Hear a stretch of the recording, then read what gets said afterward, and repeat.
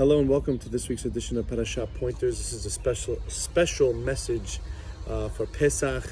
We're holding on Thursday before Pesach, which is tomorrow night. Tonight is B'dikat Hametz.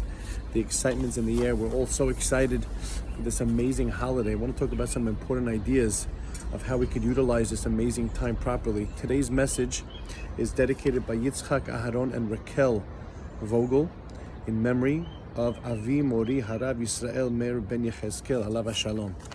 These words should serve as Eloi Nishmato.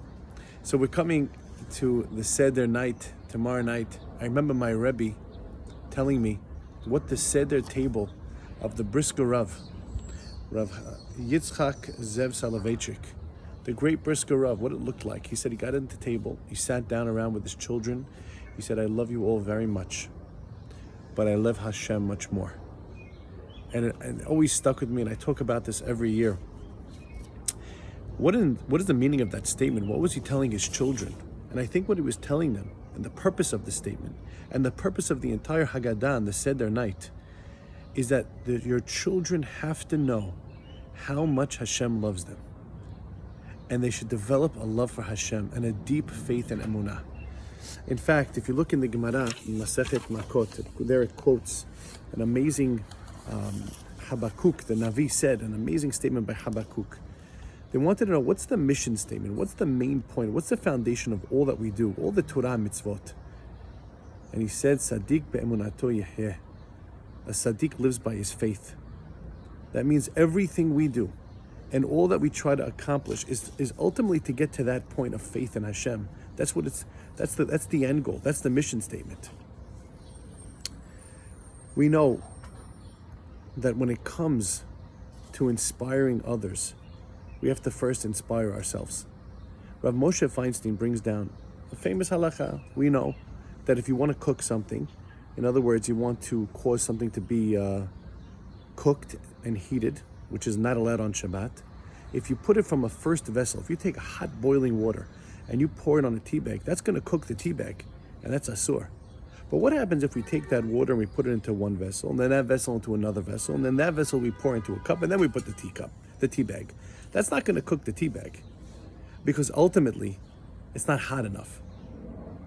Says Rav Moshe Feinstein, if you want to cook something, you have to be a first vessel. You have to be hot yourself. You have to be on fire yourself.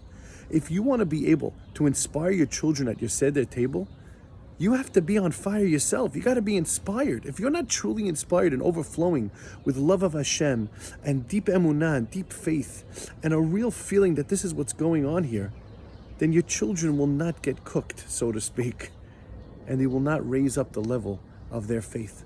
So we got to work on ourselves. One of the most important things you could talk about and expand upon on this night is how Hashem has done things for you in your life. And just like in Mitzrayim, it was difficult, and it was very hard for the Jewish people. But once they saw the reason for everything, and they got out of Mitzrayim and they received the Torah, everything made sense.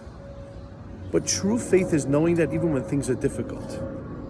David HaMelech says in Tehillim, listen to this unbelievable pasuk. Ki b'chantanu Elokim, seraftanu etzrov kesef.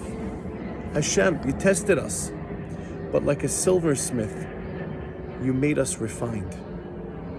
David HaMelech is saying that in life, when things are difficult, if we know that Hashem loves us, and He's only doing it to bring out the best in who we are, and to bring out the well springs of faith that's lying dormant within us, then we would understand how much it's for our benefit. We will feel so much love to Hashem.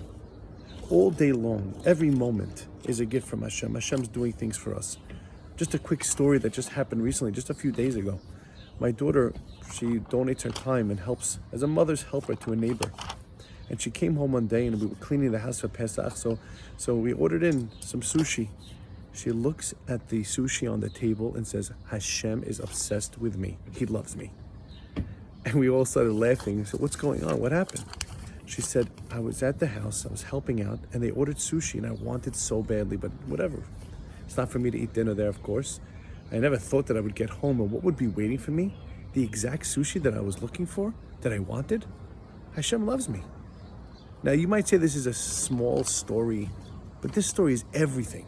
It shows that even the small little things of life, Hashem's watching out for us. Hashem's loving us. Hashem's telling, I'm here. He's winking at us. We have to rise to the occasion on this night and understand what the focus is. The focus is faith in Hashem. Hashem loves us. We love Him. He took us out of Mitzrayim. We go through, just like in Mitzrayim it was difficult, but everything worked out and it was for the best. So too when things happen in this life, in this world, it's all for our best. It's Hashem's wink.